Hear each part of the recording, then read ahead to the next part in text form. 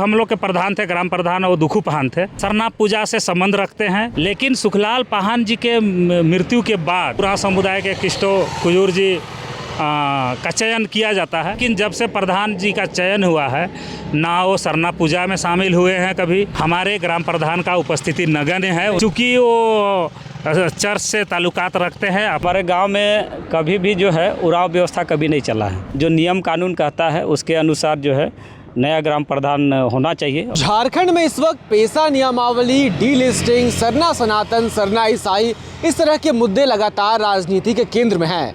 लोगों का इस पर क्या सोचना है, लोग इस पर क्या सोचते हैं, इस वक्त हम रांची मुरी मार्ग पर हैं और ग्रामीण है वो भी इस मुद्दों को लेकर के, इन मुद्दों को लेकर के काफ़ी चर्चाएं कर रहे हैं। उनसे समझते हैं कि गांव के इलाकों में जहां ये नियम सबसे अधिक प्रभावी होते हैं, वहां इस पर लोगों के क्या विचार है। अभी पेशा को लेकर के काफ़ी बातें चल रही हैं कि ईसाई पेशा के भीतर नहीं आते हैं, सरना डीलिस्टिंग की मांगे चल रही हैं। आप लोग क्या सोचते हैं? चतरा गांव है ये, वहाँ पे हम लोग रुके हुए हैं। क्या लगता है, क्या गांव देहात में क्या प्रभाव है इसका? देखिए, जब से पेशा नियमावली झारखंड में अभी जस्ट लागू हुआ है, तो उसके बाद से डीलिस्टिंग का मुद्दा हो या फिर हिंदू मुस्लिम सिख ईसाई महतो कुर्मी का मुद्दा है, ये थोड़ा ज़्यादा ही तूल पकड़ा हुआ है पूरे झारखंड में। और कुछ लोग हैं जो राजनीति करने का उद्देश्य से, अपना राजनीतिक रोटी सेकने का उद्देश्य से तरह तरह का हथकंडा अपना के मीडिया में बने रहना चाहते हैं।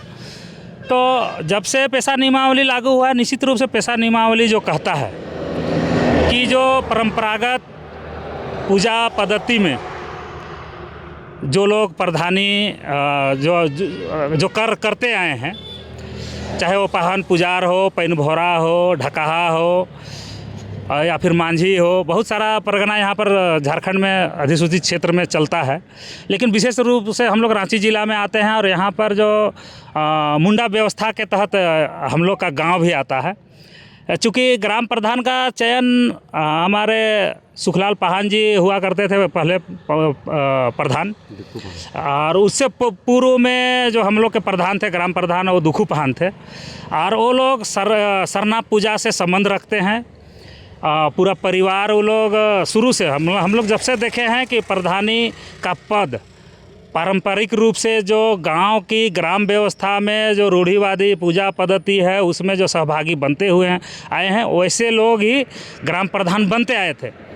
लेकिन सुखलाल पाहन जी के मृत्यु के बाद सरकार द्वारा एक नोटिफिकेशन आता है कि ग्राम प्रधान का पद रिक्त है और उस रिक्त पद को भरने के लिए चुनाव प्रक्रिया में जाना पड़ता है। और उसमें एक प्रतिभागी के रूप में हमारे उरांव समुदाय के किस्टो कुजूर जी का चयन किया जाता है, चयन हो जाता है।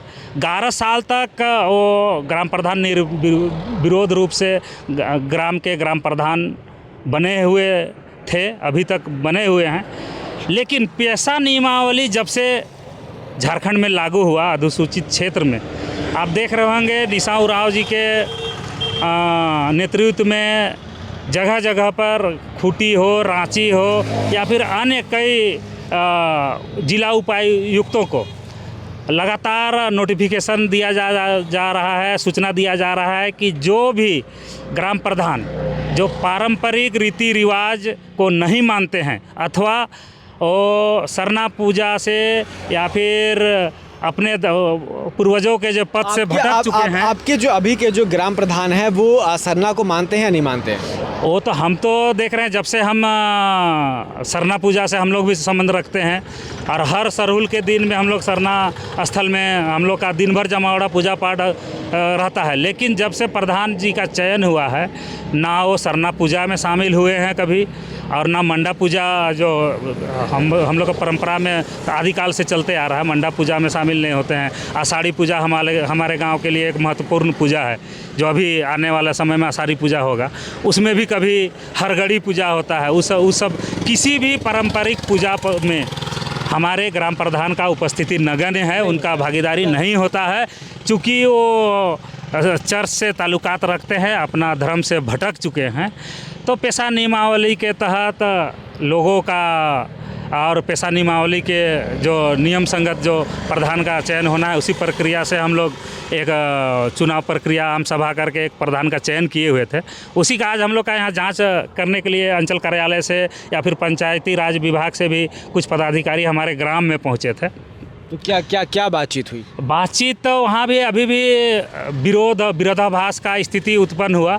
अब वो जांच करने वाले अधिकारी अब क्या मंतव्य देंगे वो तो खैर भविष्य का गर्भ में है, लेकिन जहाँ तक पेशा नियमावली की बात है, मेरे विचार से पेशा नियमावली के अनुकूल नहीं है ग्राम प्रधान, इसलिए उन्हें या तो स्वेच्छा से त्यागपत्र दे देना चाहिए और या फिर सरकार को संज्ञान लेके उनको निरस्त कर देना चाहिए उनका प्रधानी। क्या नाम हुआ आपका? मेरा नाम सुमित कुमार महतो हुआ। तो यानी कि जिस तरीके से पेशा के पहले जब ग्राम प्रधान का चुनाव हुआ था तब वे किस धर्म से ताल्लुक़ रखते हैं इसको लेकर के कोई खास ध्यान नहीं था या फिर कोई बात नहीं थी, लेकिन पेशा के बाद जो गैर रूढ़िवादी जो लोग हैं, जो सरना धर्म को नहीं मानते हैं, जो रूढ़िवादी परंपराओं को नहीं मानते हैं, वो ग्राम प्रधान नहीं बन सकते हैं, ऐसा आप लोग का कहना है?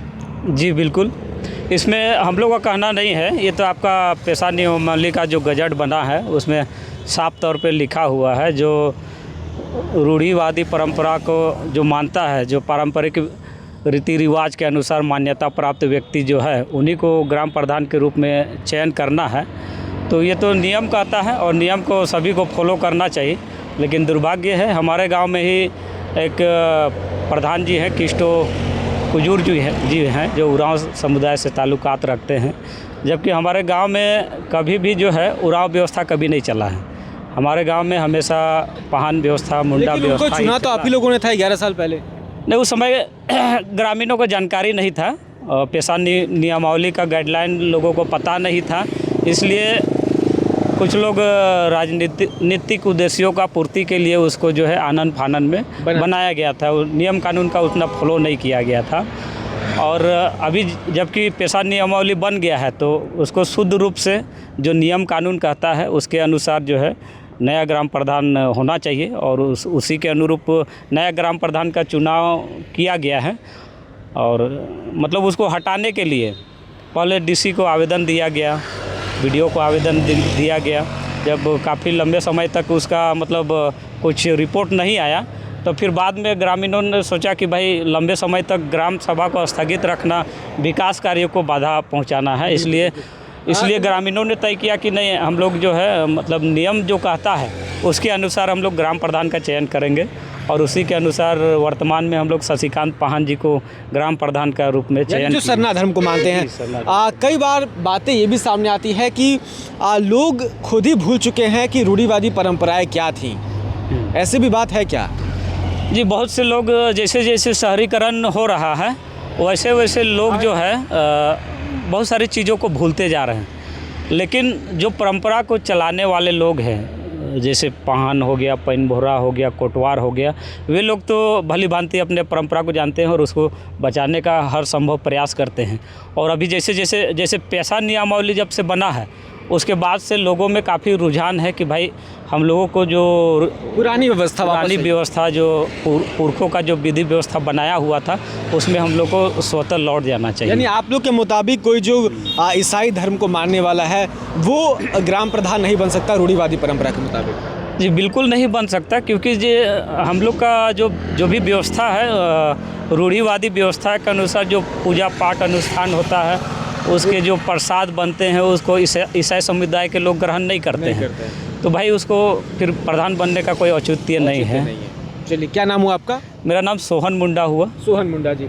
तो ये रांची जिले का चतरा गांव है, टाटीसिलवे के पास है, रांची मुरी मार्ग में बीच में आता है और यहाँ भी एक ऐसा ही विवाद है जहाँ पे ग्राम प्रधान ईसाई समुदाय से ताल्लुक़ रखते हैं, लेकिन जो ग्रामीण हैं उनका ये कहना है कि रूढ़िवादी परंपरा के मुताबिक कोई गैर सरना आदिवासी ग्राम प्रधान नहीं बन सकता, क्योंकि वो गांव की रीति रिवाजों को नहीं मानेगा, वो गांव की पुरानी परंपराओं को सम्मान नहीं करेगा।